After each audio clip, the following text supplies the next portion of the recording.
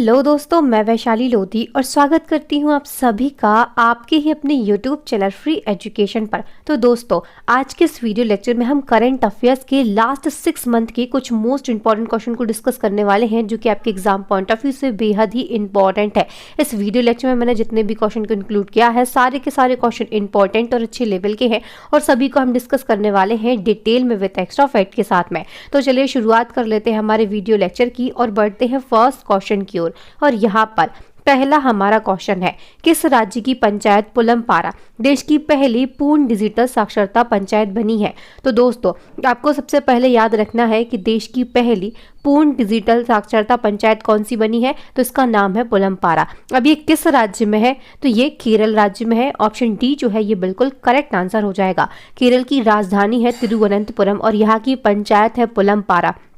और ये जो पंचायत है ये देश की पहली पूर्ण डिजिटल साक्षरता पंचायत बन गई है। क्वेश्चन आपके एग्जाम पॉइंट ऑफ व्यू से बेहद ही महत्वपूर्ण है। नेक्स्ट हमारा क्वेश्चन है, केंद्र सरकार ने देश का नया चीफ ऑफ डिफेंस स्टाफ यानी कि सीडीएस किसे नियुक्त किया है? तो दोस्तों, सीडीएस का जो पद है ये बहुत समय से खाली था और अब देश के दूसरे नंबर के सीडीएस जो है ये कौन बन गए हैं? तो ये बने हैं अनिल चौहान। ऑप्शन बी जो है ये बिल्कुल करेक्ट आंसर हो जाएगा। देश के नए सीडीएस बन गए हैं अनिल चौहान। नेक्स्ट क्वेश्चन है, केंद्र सरकार ने मिड डे मील योजना का नाम बदलकर नया नाम क्या कर दिया है? तो दोस्तों, केंद्र सरकार की योजना है मिड डे मील योजना और इसका अब नाम परिवर्तित कर पीएम पोषण योजना कर दिया गया है। ऑप्शन बी जो है ये बिल्कुल करेक्ट आंसर हो जाएगा।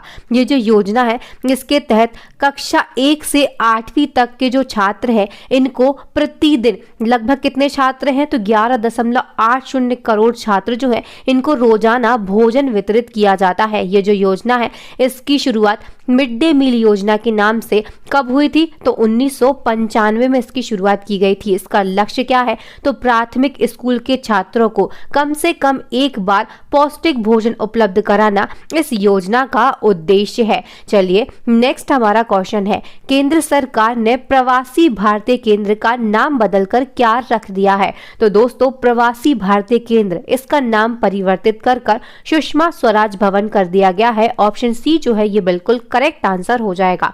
अब दोस्तों, जिस प्रकार से हम करंट अफेयर्स को पढ़ रहे हैं इसी प्रकार से आप डिटेल में करंट अफेयर्स को पढ़ना चाहते हैं या फिर टॉपिक वाइज करंट अफेयर्स को पढ़ना चाहते हैं तो हम आप सभी के लिए बता देते हैं, बहुत ही बड़ी गुड न्यूज़ है। हमारे चैनल की करंट अफेयर्स की ई बुक जो है ये लॉन्च हो चुकी है और ये जो ई बुक है आप इसमें देख सकते हैं, पहली ई बुक अर्धवार्षिकी है, यानी कि इसमें आपको जनवरी 2022 से अक्टूबर 2022 यानी 2022 का जो करंट अफेयर्स है ये प्रोवाइड किया जा रहा है और साथ में ही आपको 50 से ज़्यादा टॉपिक वाइज करंट अफेयर्स भी प्रोवाइड किए जा रहे हैं। इसी के बाद में हम आपको बता देते हैं कि हमारी वार्षिक करंट अफेयर्स की जो ई बुक है इसमें आपके लिए जनवरी 2021 से अक्टूबर 2022 यानी कि आपको 20 महीनों का करंट अफेयर्स जो है ये एक ही ई बुक में प्रोवाइड किया जा रहा है और इसी के साथ में 60 प्लस मोस्ट इंपॉर्टेंट टॉपिक जो है करंट अफेयर्स के टॉपिक वाइज करंट अफेयर है ये आपको एक ही ई बुक में प्रोवाइड किया जा रहा है।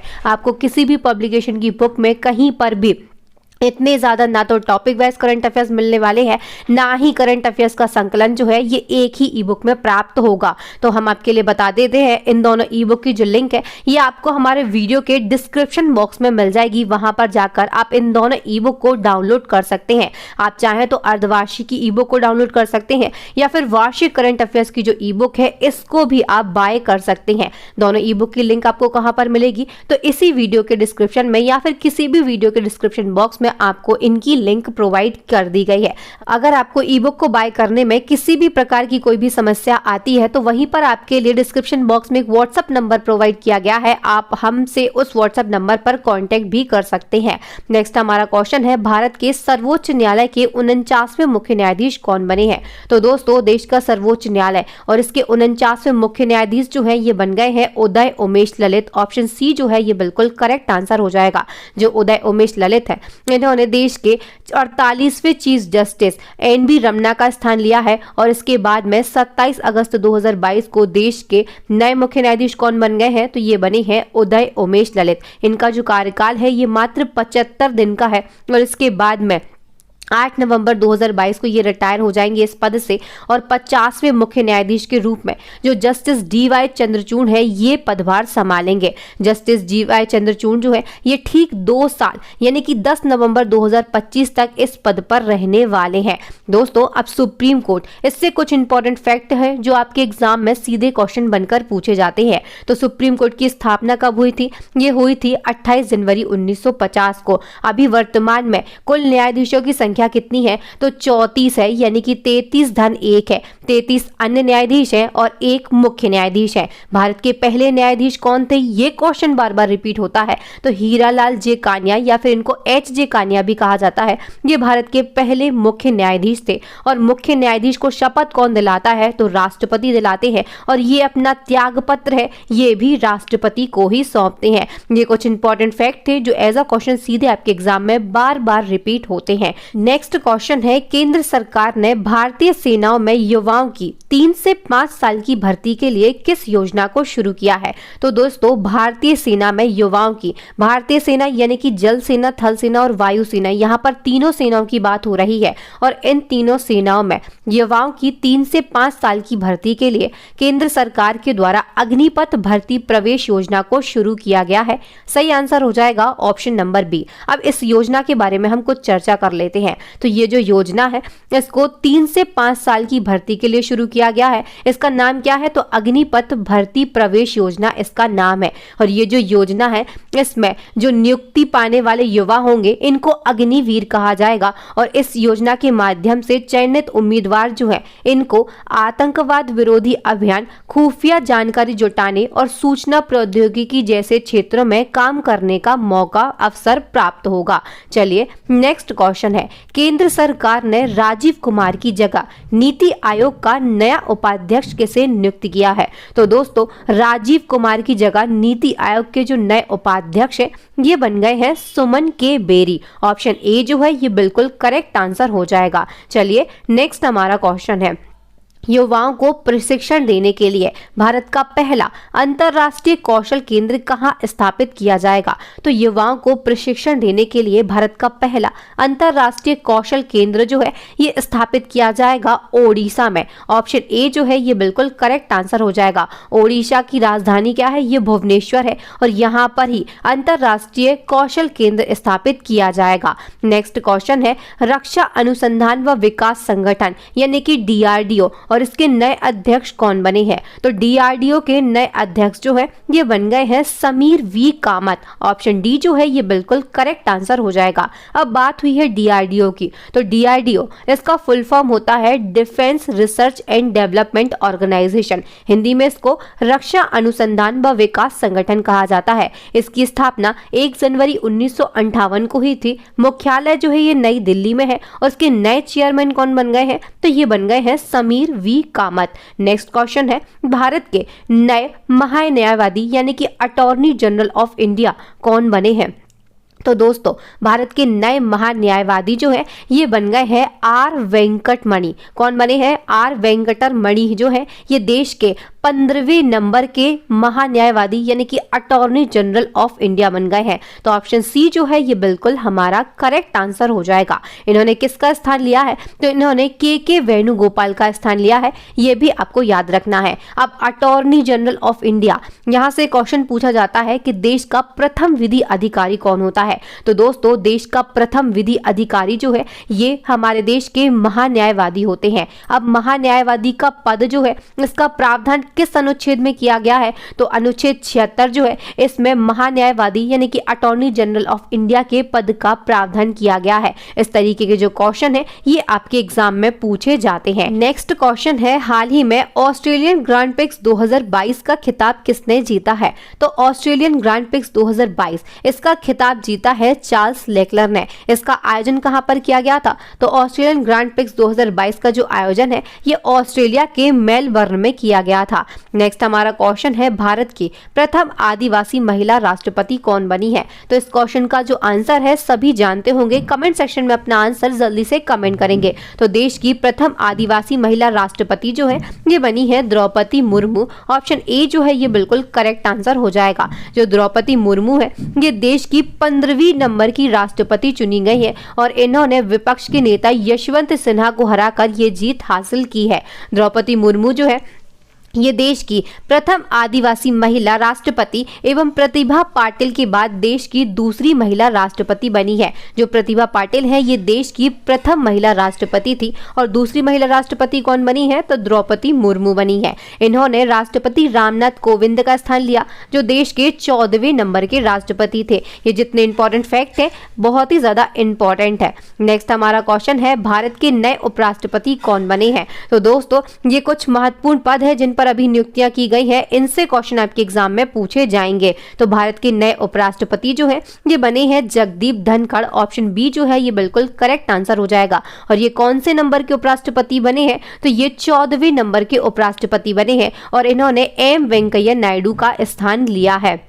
नेक्स्ट हमारा क्वेश्चन है गुरुजी स्टूडेंट क्रेडिट कार्ड योजना को किस राज्य सरकार ने लॉन्च किया है। तो गुरुजी स्टूडेंट क्रेडिट कार्ड योजना इसको किसने शुरू किया है तो झारखंड राज्य ने शुरू किया है। ऑप्शन सी जो है ये बिल्कुल करेक्ट आंसर हो जाएगा। अब ये योजना क्या है तो इस योजना के तहत स्टूडेंट को कम ब्याज दर पर 10 लाख रुपए तक का लोन दिया जाएगा। नेक्स्ट क्वेश्चन है महिलाओं कारीगरों और शिल्पकारों की प्रतिभा को प्रोत्साहित करने के लिए अवसर नामक योजना किसने शुरू की है। तो सबसे पहले आपको याद रखना है अवसर नामक जो योजना है इसको महिलाओं कारीगरों और शिल्पकारों की प्रतिभा को प्रोत्साहित करने के लिए शुरू किया गया।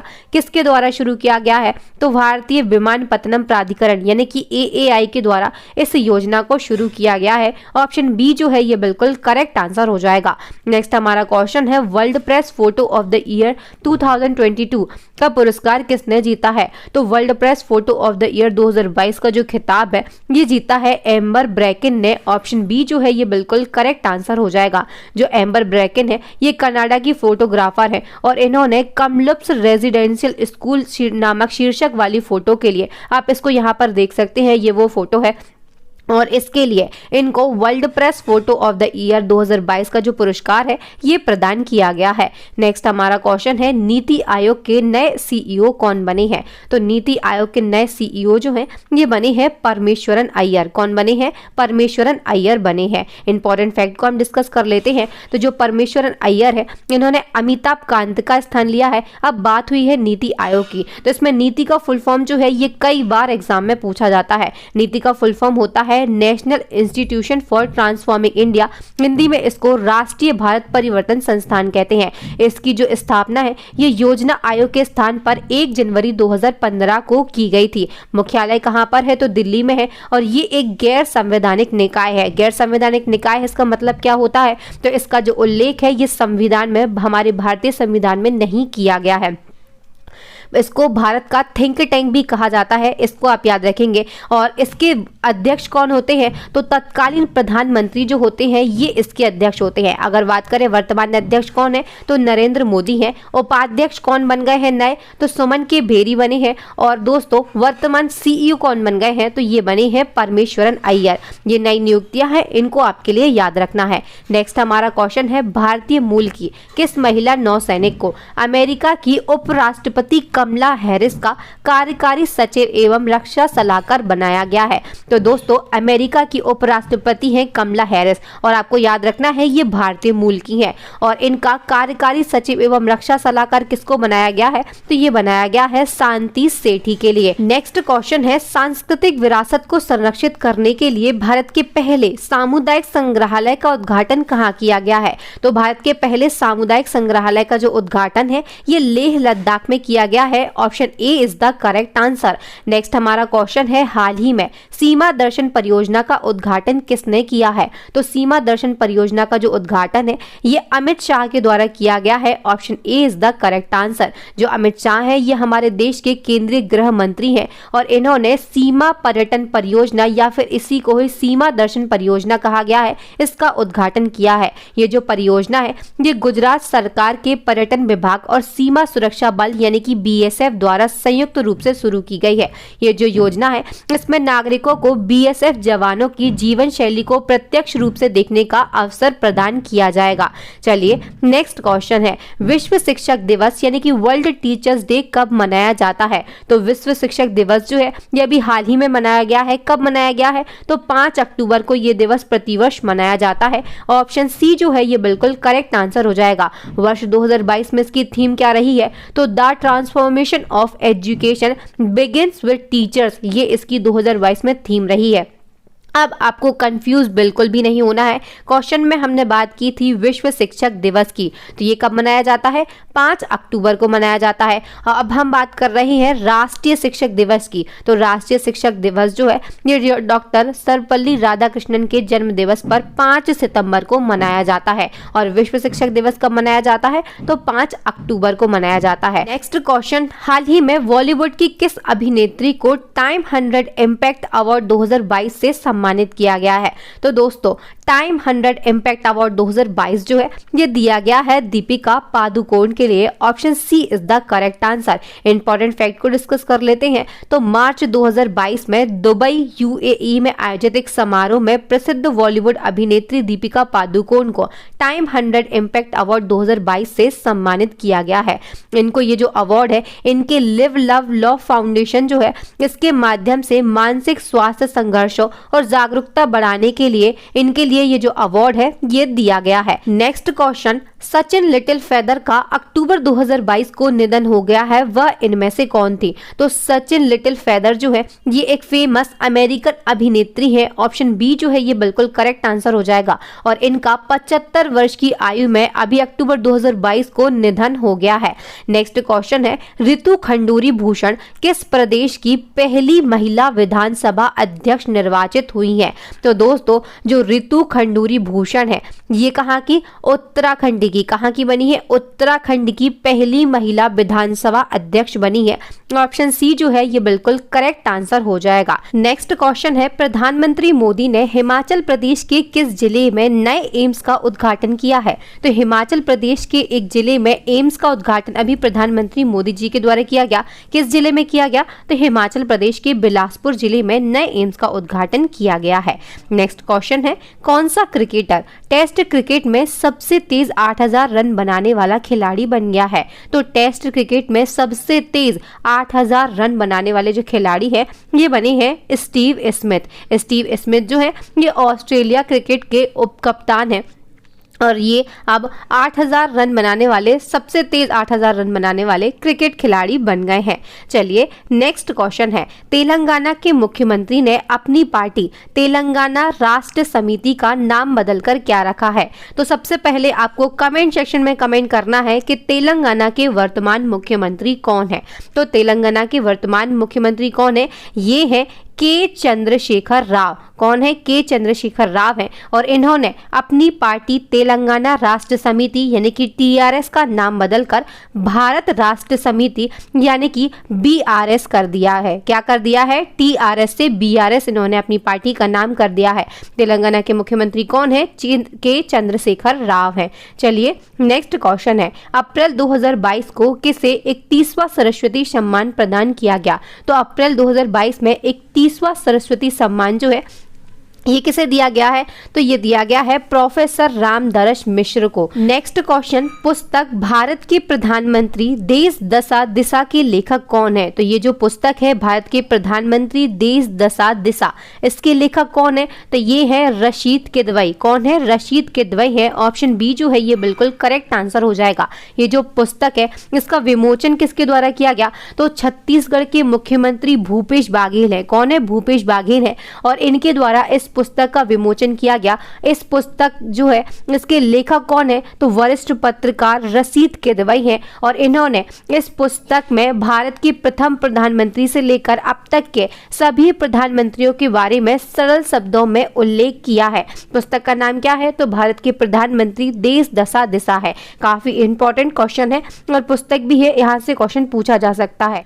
नेक्स्ट क्वेश्चन है, हाल ही में लॉन्च पुस्तक इंडियाज वुमेन अनसंग हीरोज के लेखक कौन है? तो ये जो पुस्तक है इंडियाज वुमेन अनसंग हीरोज, इसकी लेखक है मीनाक्षी लेखी। कौन है? मीनाक्षी लेखी है। और इन्होंने इस पुस्तक में 75 महिला स्वतंत्रता सेनानियों के बारे में लिखा है, जिनके नाम इतिहास में बहुत कम, यानी कि ना के बराबर ही इतिहास में जिनका नाम लिया गया है, और इन्हीं सब महिलाओं के बारे में इन्होंने इस पुस्तक में वर्णन किया है। नेक्स्ट हमारा क्वेश्चन है, ग्रीष्मकालीन डेफ ओलंपिक 2021 में भारत ने कितने पदक जीते हैं? तो ये जो डेफ ओलंपिक 2021 है ये 2022 में हुआ है, और इसमें भारत ने कितने पदक जीते हैं? तो 17 पदक जीते हैं। ऑप्शन ए जो है ये बिल्कुल करेक्ट आंसर हो जाएगा। भारत जो है ये 17 पदक के साथ में 9वें स्थान पर रहा है। अब बात करते हैं ग्रीष्मकालीन डेफ ओलंपिक 2021-22 की। तो इसका कौन सा संस्करण था? 24वां संस्करण था। आयोजन कब और कहाँ हुआ? तो 5 से 15 मई 2022 तक इसका जो आयोजन है ये ब्राजील के कैक्सियास डो सुल में किया गया। और इस प्रतियोगिता में भारत ने 17 पदक, जिनमें से 8 स्वर्ण पदक, 1 रजत पदक और 8 कांस्य पदक के साथ में 9वां स्थान प्राप्त किया है।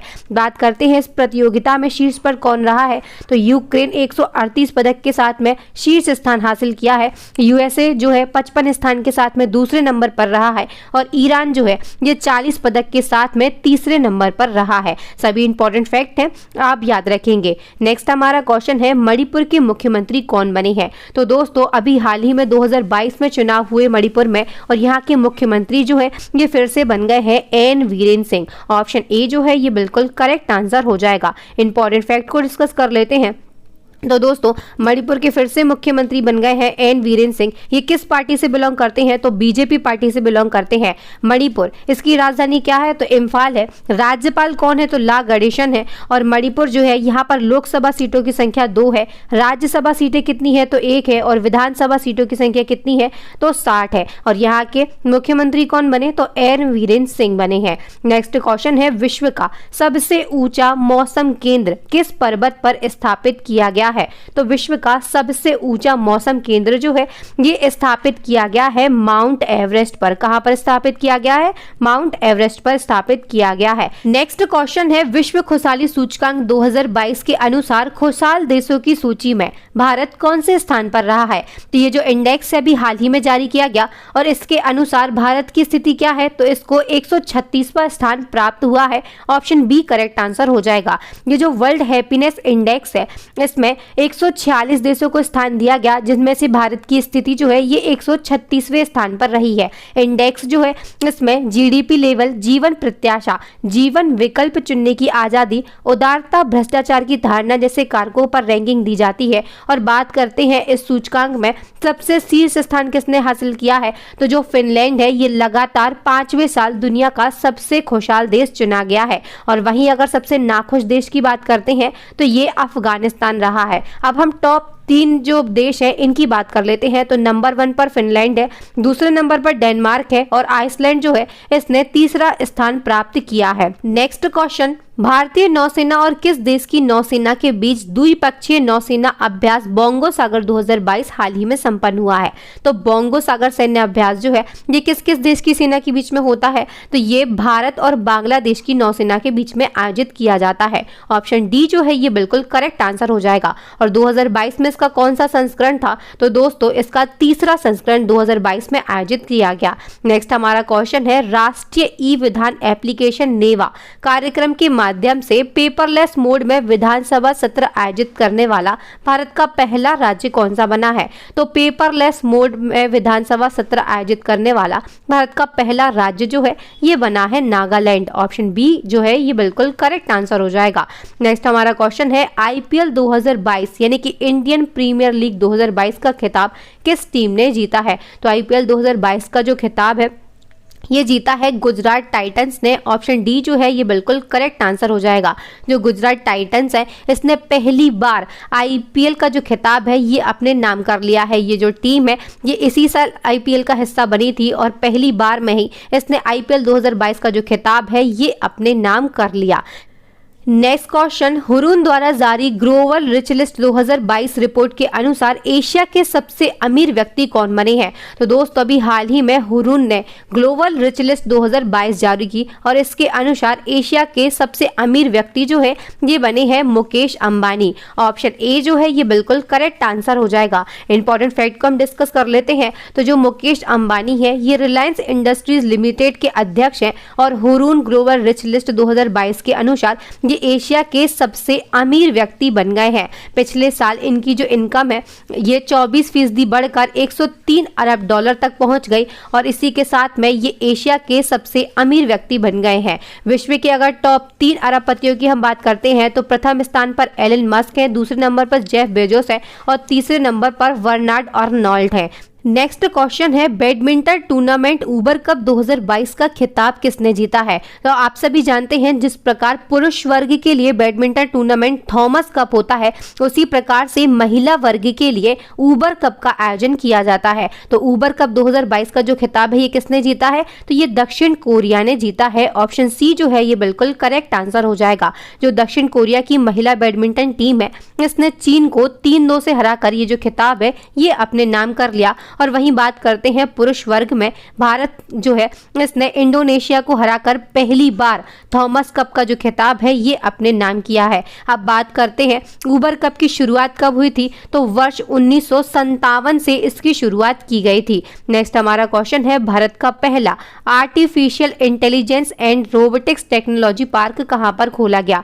तो दोस्तों artificial intelligence and robotics technology park जो है ये भारत का पहला पार्क है और इसको कहां पर खोला गया है? तो कर्नाटक के बेंगलुरु में इसको खोला गया है। ऑप्शन ए जो है ये बिल्कुल करेक्ट आंसर हो जाएगा। नेक्स्ट हमारा क्वेश्चन है, नाटो के साइबर सुरक्षा समूह में शामिल होने वाला एशिया का पहला देश कौन सा बना है? तो नाटो और इसके साइबर सुरक्षा समूह में शामिल होने वाला एशिया का पहला देश जो है ये बना है दक्षिण Korea. Option A is the correct answer. Next हमारा क्वेश्चन है, हाल ही में भारत का पहला flow chemistry technology hub FCT जो है ये किस शहर में स्थापित किया गया? तो भारत का पहला फ्लो केमिस्ट्री टेक्नोलॉजी हब जो है ये स्थापित किया गया है हैदराबाद में। ऑप्शन सी जो है ये बिल्कुल करेक्ट आंसर हो जाएगा। नेक्स्ट हमारा क्वेश्चन है, ऑक्सीजन सिलेंडर के बिना माउंट एवरेस्ट पर चढ़ाई करने वाली पहली भारतीय महिला कौन बनी है?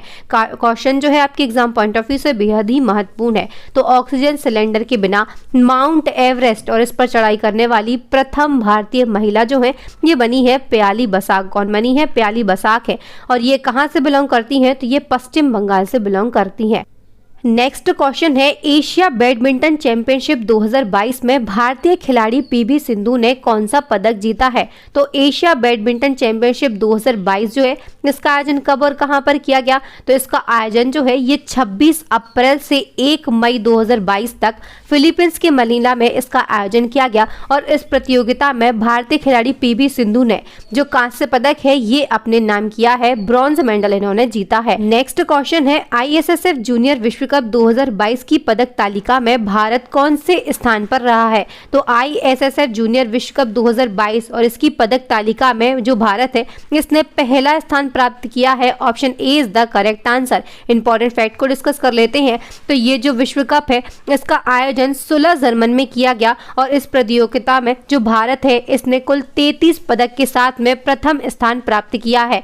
इन 33 पदक में 13 स्वर्ण पदक, 15 रजत पदक और 5 कांस्य पदक शामिल है। शीर्ष देश की बात करते हैं तो भारत 33 पदक के साथ में प्रथम स्थान पर रहा है। इटली जो है ये 11 पदक के साथ में द्वितीय स्थान, दूसरा स्थान इसने प्राप्त किया और पोलैंड जो है इसने 7 पदक के साथ में तीसरा स्थान प्राप्त किया है।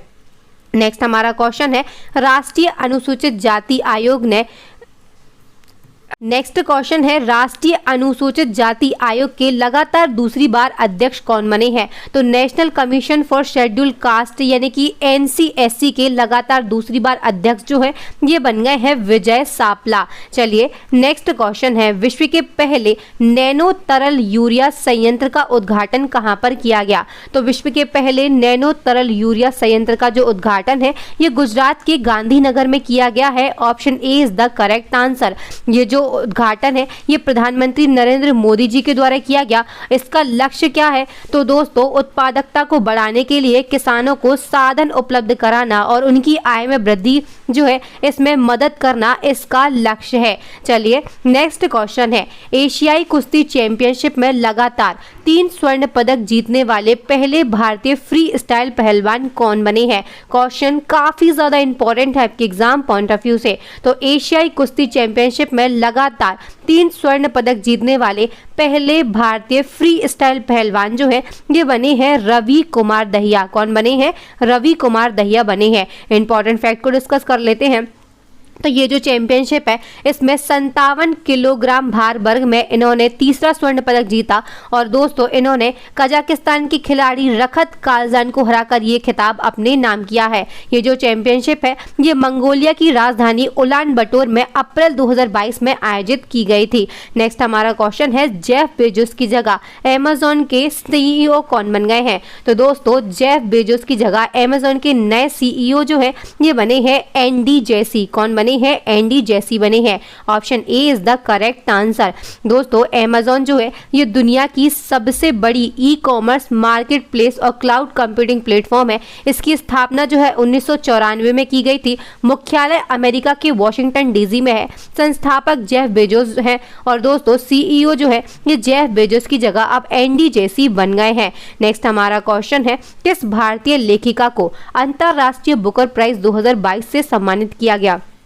तो दोस्तों अंतरराष्ट्रीय बुकर प्राइज 2022 इससे सम्मानित किसे किया गया है? तो गीतांजलि श्री को इससे सम्मानित किया गया है। ऑप्शन बी जो है ये बिल्कुल करेक्ट आंसर हो जाएगा। भारतीय लेखिका है गीतांजलि श्री और पहली बार हिंदी से अनुवादित उपन्यास रेत का मकबरा जो है इसको अंतरराष्ट्रीय बुकर पुरस्कार 2022 जो है ये दिया गया है। इस उपन्यास के ट्रांसलेटेड वर्जन का नाम क्या है? तो इसका इंग्लिश में ट्रांसलेटेड वर्जन जो है इसका नाम है टॉम्ब ऑफ सैंड और इसका अंग्रेजी में अनुवाद किसके द्वारा किया गया? तो डेजी रॉकवेल के द्वारा किया गया है। और अंतरराष्ट्रीय बुकर प्राइज 2021 की अगर बात करते हैं तो इसका खिताब जो है ये डेविड डियोप को दिया गया था। और 2022 की बात करते हैं तो भारतीय लेखिका है गीतांजलि श्री। इनको इनके उपन्यास रेत का मकबरा या फिर इसको रेत का समाधि भी कहा गया है, इसके लिए इनको अंतरराष्ट्रीय बुकर पुरस्कार 2022 प्रदान किया गया है। दोस्तों ई बुक के बारे में हम आपको पहले ही बता चुके हैं। दोनों ई बुक की जो लिंक है ये आपको इसी वीडियो के डिस्क्रिप्शन बॉक्स में मिल जाएगी। ई बुक जो है ये आपके एग्जाम के लिए बहुत ही ज्यादा बेहतरीन, बहुत ही ज्यादा हेल्पफुल साबित हो सकती है। चलिए दोस्तों बढ़ते हैं नेक्स्ट एंड लास्ट हमारा चैलेंजिंग क्वेश्चन है जिसका आंसर आप सभी को कमेंट सेक्शन में कमेंट करके देना है। और ये जो वीडियो है हमारी प्रीवियस वीडियो वर्तमान में कौन क्या है से लिया गया है। इस क्वेश्चन में पूछा गया है कि हाल ही में किसे लोकपाल के कार्यवाहक अध्यक्ष के रूप में नियुक्त किया गया है। तो इस क्वेश्चन का आंसर आप सभी को वीडियो के कमेंट सेक्शन में कमेंट करके देना है। दोस्तों वीडियो को देखने के लिए आप सभी का बहुत बहुत धन्यवाद। अगर वीडियो अच्छा लगा हो, मेरा बनाना समझ आया हो तो प्लीज वीडियो को लाइक करें, से ज्यादा शेयर करें अपने दोस्तों भाई बहनों के साथ में। व्हाट्सएप, टेलीग्राम, फेसबुक पर आपके जितने भी एजुकेशन से रिलेटेड ग्रुप हो उन सभी में इस वीडियो को शेयर करें। आप चैनल पर नए हैं, अभी तक चैनल को सब्सक्राइब नहीं किया है तो प्लीज जल्दी से चैनल को सब्सक्राइब कर लें। साथ ही बेल आइकन पर जरूर क्लिक करें ताकि आपको हमारे आने वाले वीडियोस के जो नोटिफिकेशन है वो टाइम टू टाइम और सबसे पहले मिल सके। इसी प्रकार की मोर इन्फॉर्मेटिव और यूजफुल वीडियोस के लिए आप हमारी प्लेलिस्ट को जरूर विजिट करें। थैंक यू फ्रेंड्स, मिलते हैं नेक्स्ट वीडियो में।